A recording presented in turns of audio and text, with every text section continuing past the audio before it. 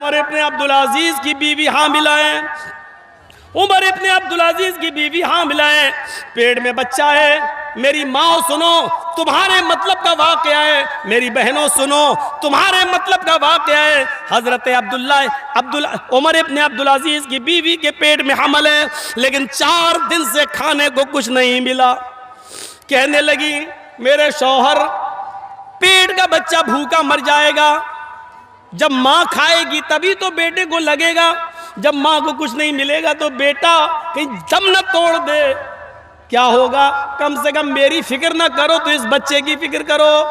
ہاں میری بیوی، ابھی تنخواہ ملنے میں دیر ہے، ابھی تنخواہ میں دیر ہے، ابھی مہینہ پورا ہونے میں دیر ہے، جب مہینہ ہو جائے گا تو مجھے بیت المال سے وظیفہ مل جائے گا، رک جاؤ کچھ دن صبر کر لو۔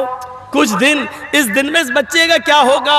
4 دن بھوک اور پیاس سے برداشت کرنے کے بعد اپنی لونڈی، اپنی خادمہ کو رات میں بھیجتی ہیں، بیت المال چلی جاؤ، ایک پیالہ دودھ لے آؤ، اس سے یہ کہہ دینا جب مہینہ پورا ہو جائے گا، جب مہینہ پورا ہو جائے گا اور مجھے بیت المال سے جو وظیفہ ملے گا تو ایک پیالہ دودھ آپ کو واپس کر دیا جائے گا، ابھی ادھار دے دو کچھ دنوں کے لیے۔ عمر ابن عبدالعزیز کی بیوی کے پیٹ میں بچہ ہے، ڈر ہے کہ کہیں وہ بچہ مر نہ جائے پیٹ کے اندر، اس لیے ایک پیالہ دودھ ادھار دے دو تاکہ وہ پی لے اور اس بچے کی جان بچ جائے۔ خادمہ لونڈی بیت المال جاتی ہے، بیت المال کے کیشیئر نے ایک پیالہ دودھ ادھار دے دیا، چلو جب مہینہ پورا ہوگا بیت المال سے جب وظیفہ ملے گا تو یہ دودھ واپس آ جائے گا۔ وہ چلتا ہی ہے، ہم نے آپ کو ادھار دے دیا، آپ نے مجھے، لیکن یہ دودھ کا پیالہ لے کر جب اندر آتی ہے، آگے سنو تقویٰ دیکھو، جب دودھ کا پیالہ لے کر یہ اندر جاتی ہے تو عمر ابن عبدالعزیز کنویں کے پاس بیٹھ کر وضو بنا رہے تھے، تہجد کی نماز پڑھنے کے لیے اٹھے تھے، انہوں نے دروازے سے آتے ہوئے کسی کو دیکھا تو کہنے لگے کون؟ لونڈی سمجھ گئی اب تو پکڑی گئی میں، کہنے لگی میں آپ کی خادمہ، تم وہاں کہاں سے آ رہی ہو رات میں؟ کچھ نہیں، کہیں نہیں گئی تھی۔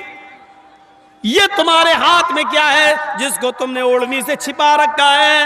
عمر ابن عبدالعزیز آگے بڑھتے ہیں، کہنے لگی کچھ نہیں ہے، پانی ہے، آپ کی بیوی پانی پینے کے لیے منگا رہی ہے، پانی پینے کے لیے منگا رہی ہے تو کنواں تو یہاں تھا، تم دروازے کے اوڑ سے آ رہی ہو، دکھاؤ ذرا اوڑھنی ہٹاؤ، اوڑھنی ہٹاتی ہیں تو دیکھتے کیا ہے اس میں ایک پیالہ دودھ ہے۔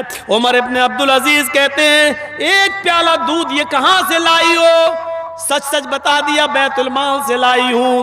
کس کے لیے لائی ہو؟ آپ کی بیوی کے لیے لائی ہوں۔ کیوں؟ کہا امیر المومنین میرے آقا، آپ کی بیوی نے کئی دنوں سے کچھ نہیں کھایا اور اس حال میں پیٹ میں جس کے بچہ ہو اور کچھ نہ کھائے تو بچے کے مر جانے کا ڈر ہوتا ہے، امیر المومنین اپنی بیوی پر ظلم نہ کرو، اللہ کے واسطے ایک پیالہ دودھ اس کو پی لینے دو، شاید اس کو طاقت آ جائے اور بچہ زندہ رہے۔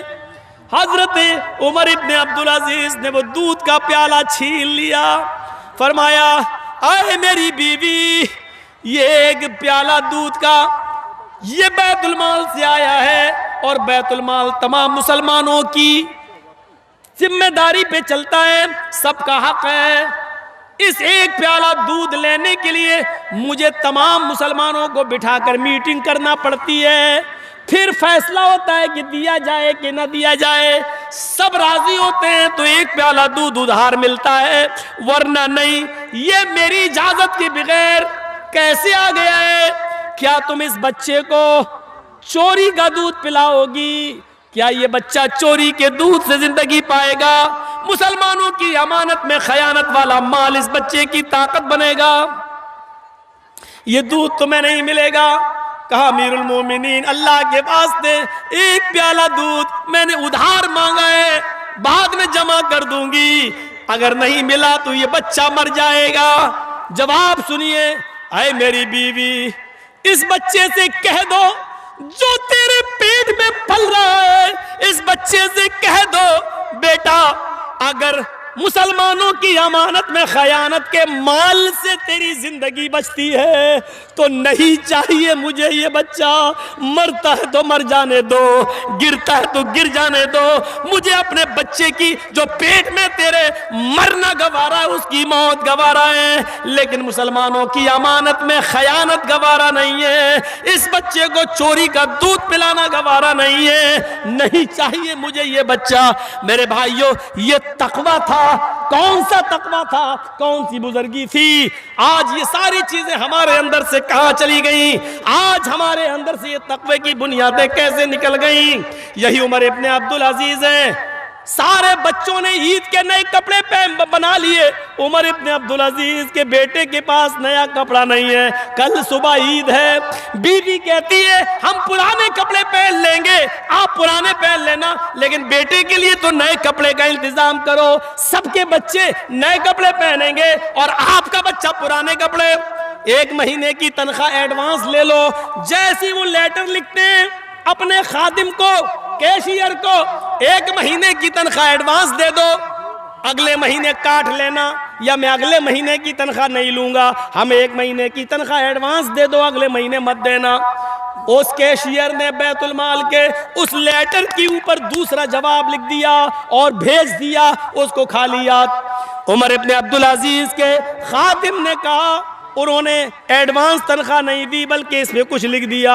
عمر ابن عبدالعزیز نے اس پر لیٹر پڑھا، اس پہ لکھا ہوا تھا میرے مالک، میرے آقا امیر المومنین، آپ نے ایک مہینے کی تنخواہ ایڈوانس مانگی ہے، مجھے دینے میں کوئی اعتراض نہیں ہے، میں ابھی دینے کے لیے تیار ہوں، لیکن یہ گارنٹی کون دے گا کہ ایک مہینے تک آپ زندہ بھی رہیں گے؟